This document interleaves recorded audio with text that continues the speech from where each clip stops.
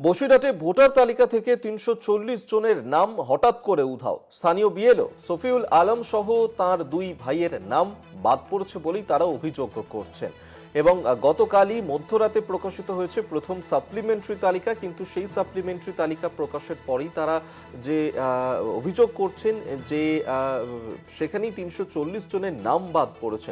আমরা এই নিয়ে আরো বিস্তারিত জানবো। সঞ্জিত চক্রবর্তী আমাদের সঙ্গে টেলিফোনে রয়েছেন প্রতিনিধি। সঞ্জিত, ৩৪০ জনের নাম বাদ পড়েছে, পাশাপাশি বিএলও শফিউল আলম তারও নাম নেই, কি অভিযোগ করছেন তারা এই নিয়ে? সম্পূর্ণ এটা নির্বাচন কমিশনকে তিনি একেবারে চরম গাফিলতির আখ্যা দিয়ে তিনি শফিউল আলম আজ তিনি দাবি করেছেন যে বিশেষ করে তিনি বিএলও অর্থাৎ উত্তর চব্বিশ পরগনা বরিশাল ২ নম্বর ব্লকের যে ৫ নম্বর বুথ রয়েছে বড় বাঁকড়ায়, সে তিনি কাজ করেছেন এবং যে ৯৪৩ জনের যে নাম ছিল তার মধ্যে ৩৪০ জনই বিচারাধীন ছিলেন।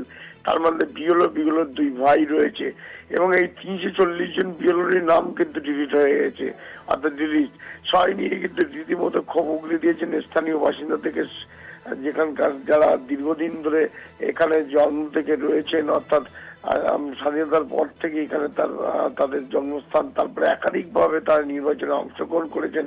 তারপরেও কি করে বিচারাধীন থাকা সত্ত্বেও তাকে ডিলিট করে দেওয়া হলো।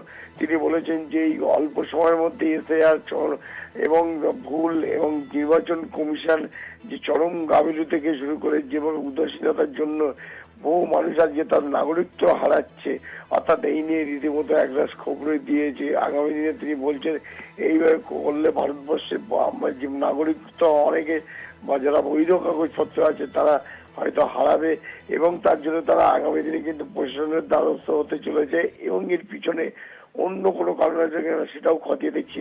বিএলও যেটা দাবি করেছে সারা মাস ধরে আমি উপযুক্ত নথিপত্র জমা দিলাম, যারা বিচারাধীন ছিলেন তাদের থাকা সত্ত্বেও তাদের নাম ডিলিট, অর্থাৎ গতকাল মধ্যরাতে যে লিস্ট সাপ্লিমেন্ট লিস্ট বেরিয়েছিল সেই লিস্টে কিন্তু দেখা যাচ্ছে বৈধ ভোটারের নাম বাদ চলে গেছে।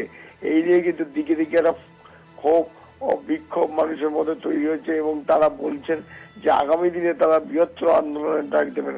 সব মিলিয়ে একটা বুথে এইরকম ৩৪০ জনের যার বিচারাধীন থাকা সত্ত্বে ৩৪০ জন ডিলিট হয়ে গেলে নিয়ে রীতিমতো কিন্তু তারা নির্বাচন কমিশনকে এক হাত নিয়ে তারা বলেছেন এই ধরনের অল্প সময়ের মধ্যে এসআইআর চরম ভুল এবং তাদের এই যে নাজেহাল এবং অসহায় বিশেষ করে তারা একেবারে, এবং সেই অভিযোগই তারা করছেন। আপাতত ধন্যবাদ সঞ্জিত তোমায়। কাটা গেছে কেন? নামের যে স্পেলিংটা ছিল টাইটেলের ওপরে আমার ইসলামের যে আই থাকে সেখানে এসছে ই, তার জন্য নামটা কাটা গেছে। আমাদের বাপ দাদা সব 14 বই সবার ঠিক আছে, আমার বাপের দুয়ের লিস্টে নাম আছে, মার আছে, আমার বউ বাচ্চা আছে, সবার আছে, কিন্তু আমার নেই। আমার দিক থেকে কাজ পরিপূর্ণভাবে সঠিক ছিল, কিন্তু তার পরবর্তী ধাপে কোথা থেকে কিভাবে হয়েছে সেটা পুরোটাই আমার নজরের বাইরে, আমি জানি না।